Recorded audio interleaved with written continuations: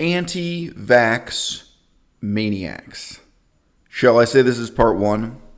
How many YouTube videos could I make? 10, 20, 200 if I started taking on and criticizing people like Jeff Nelson here. Leaders, self-appointed leaders of the coronavirus conspiracy theory anti-vax movement. Say we do have 100,000 deaths in the country. Remember, we get 30,000 deaths from the flu. This is going to be, we predicted from the beginning that this is going to be worse than the flu. So we'd have to at least have 30,000 deaths for it to be worse than the flu. It is less dangerous than influenza. But do we wait till 20,000 people die and then start panicking? It's not going to happen. Okay. That's the point. It's not going to happen. I believe you. It's not going to happen. In a few weeks, this is going to phase out. Is that just because there is a flu season and you expect the COVID-19 to sort of follow the same timeline as your typical flu season? I don't expect it. I guarantee it. These people are skeptical of political and scientific authority when it suits them, and credulous when that advances their agenda. Twice as many people with AIDS in California than with COVID in hospitals, says Jeff Nelson. But no AIDS, quote, vaccine, close quote, to profit from. There are so many bizarre false assumptions built into this.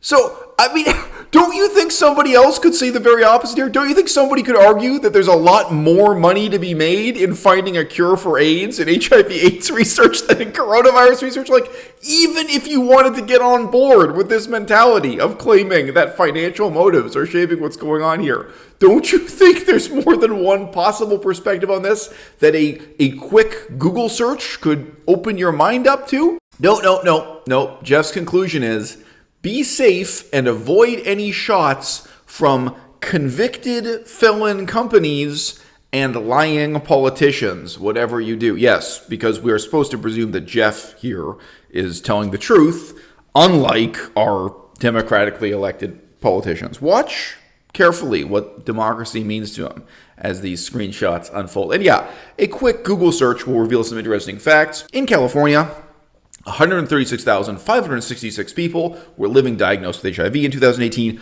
By contrast, we've only had the coronavirus circulating for about 2 years maximum at this point.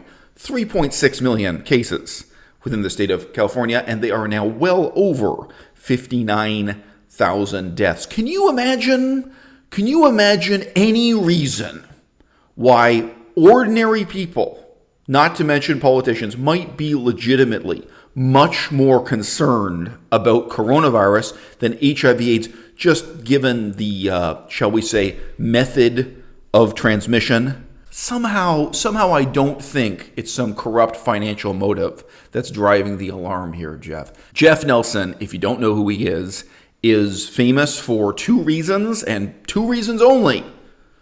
His daughters. 'Cause I got that boom boom that all the boys chase, all the right junk, all the right places. He has twins, and he has groomed them to be performing artists since birth. We dance all, every day. We've also been singing. We do school online so we can go to a ballet conservatory over in Hollywood. We're classically trained in ballet. We can tap. And salsa. And hip hop. Bust the move. You want it? Oh man, that's their dad in the background. That's their dad. And what comes next? Hey, bust the move. He is what you would call a stage dad or a stage parent, a bizarre and in some ways concealed, some ways overexposed subculture within California. He didn't have his daughters go to regular school. He had them homeschooled and put them into a dance conservatory. And, growing up with crazy parents, it opens a lot of doors for you.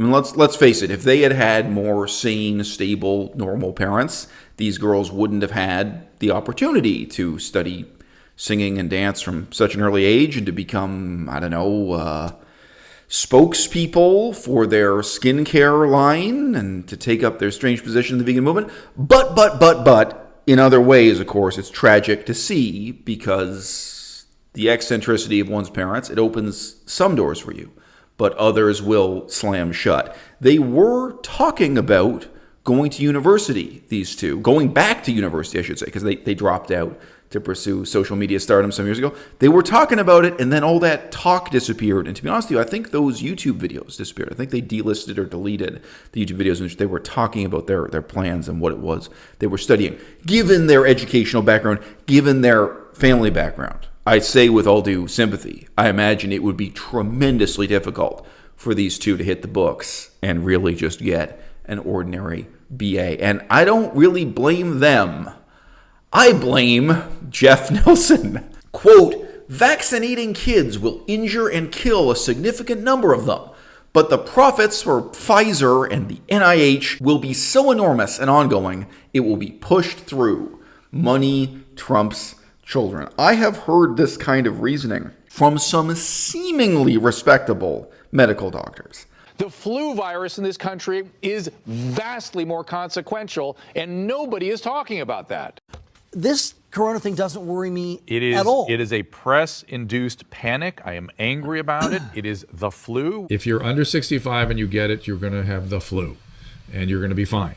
But with the passage of time, I noticed most of them tried to backtrack and make their immoderate claims seem more moderate.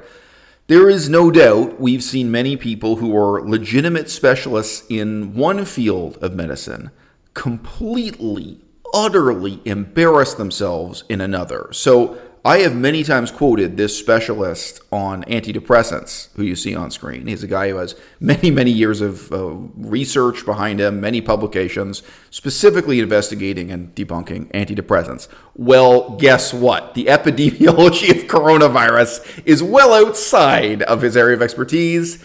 And from my perspective, he has utterly made a fool of himself. Jeff Nelson, however, I have no mixed feelings about. He's made a fool of himself in relation to coronavirus, and there is no other area of expertise that I can praise him for. Quote, Biden advisor and CNN and Washington Post health correspondent says Biden must prevent unvaccinated people from having freedoms. Yeah, that sounds like a reasonable paraphrase. He must use his power to coerce the public into taking a dodgy, quote, vaccine, close quote. Pfizer owns your media. You'll notice how fat shaming comes up in this discourse again and again. If you've been looking at other anti-vax maniacs, you might not see this as often. But something vegans like to do especially is to point out like, oh, well, how many people died because of obesity this year? So what's the real conspiracy? Isn't there a conspiracy to encourage you all to eat hot dogs and bacon when you consider the number of heart attacks people are having due to obesity?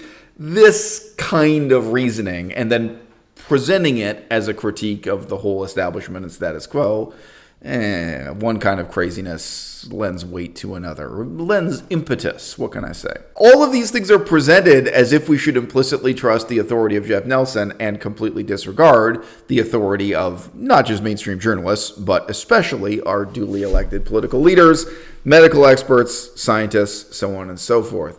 Quote, you just know outlets like CNN, Washington Post, the LA Times, and many others are receiving millions in taxpayer dollars to produce this fear-mongering and propaganda dreck. Point is, people with natural self-preservation instinct would never take dangerous pharmaceuticals from corrupt governments. And look who he's quoting. It's Dr. Naomi Wolf. Yes, that's right. She's a doctor, but she's not that kind of doctor. Dr. Naomi Wolf. The left wing is gradually waking up to just how stupid Naomi Wolf is and how stupid she always was. She has become a peddler of the lowest order of conspiracy theories. Quote, I hate to say it, but it's time for the opposition parties in the UK, CN, and yes, US to demand investigations into all possible ties with China, with Wuhan labs, and with Gates, tech and pharma conflicts among our elected officials. It's clear there is global treason. And oh yes, wouldn't you know it, where there's talk of treason, soon enough there's talk of violent revolution and even guillotines in the streets. Quote, government stealing all your tax money to give to their associates and then locking you up. At what point do people realize this is why the guillotine was invented? Close quote. It never occurs to Jeff Nelson that if we were to return to the first principles of the French Revolution, if the revolutionaries were to get out the guillotines, that Jeff himself might be the sort of person to find his head on the chopping block. This reminds me of fascists who, when they fantasize about a new regime, they just presume that they will be a leader and they won't be one of the people downtrodden by it. Also, leftists, when they fantasize about violent revolution, they seem to just assume that they will have choice and discretion over who ends up on the guillotine. Jeff Nelson again, quote, U.S. foreign policy is basically piracy. Biden has picked up where Obama left off with the greedy, murderous military activity cloaked in propaganda. Close quote. Now, you can see from this statement that Jeff's relationship to both the mainstream left and mainstream right in American politics is tenuous and difficult to summarize. It's somewhat painful for me to see this statement from John Pilger, whom he's quoting here. Pilger is a fool and an ignoramus and always has been. However, he did publish a number of important things about Cambodia back when so few journalists were covering Cambodian politics that almost anyone who did so ended up publishing material of very real historical importance. I kind of like John Pilger, but he's a complete imbecile. And John Pilger is providing you a link to thegrayzone.com, where you can find yet more insane posturing and preaching about U.S. foreign policy. Oh yes, and who are they blaming here? Big surprise, Israel.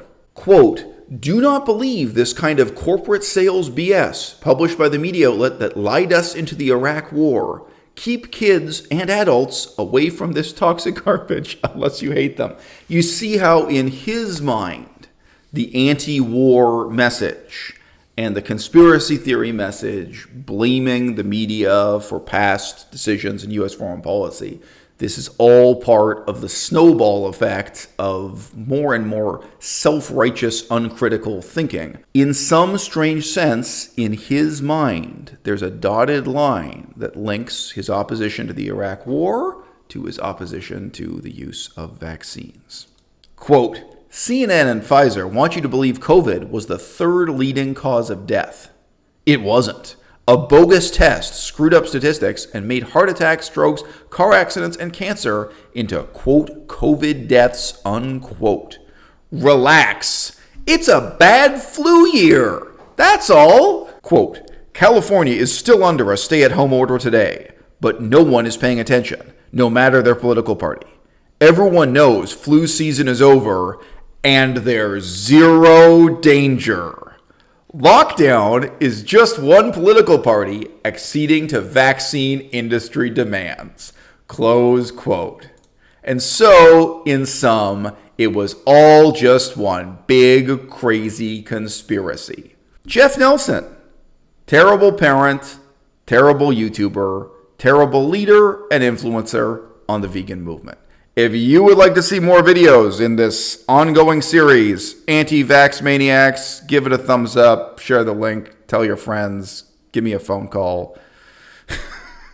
See you in the lineup to get the vaccines, whatever.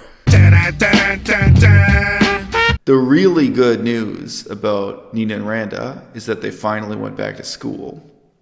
At the time when they published their book, The Clear Skin Diet, not too long ago, they still boasted that they dropped out of school to pursue their social media career, their social media stardom. And, you know, when you read what it is they have to say as they struggle to put their thoughts together, I think you really see the harm that's done to them. Yeah, I do find it a little strange to see them dancing in very revealing attire with their father in the room. I found it very strange when they put out that music video recently the Duck Boy music video recorded entirely with their father in the room. There were a lot of things I find strange, about their lifestyle choices. And I think the path they got on in terms of modeling and acting, I think it has stunted their growth, both mentally and physically. My slang is editorial, explicit material, briefcase show, live and stereo flow, feel me.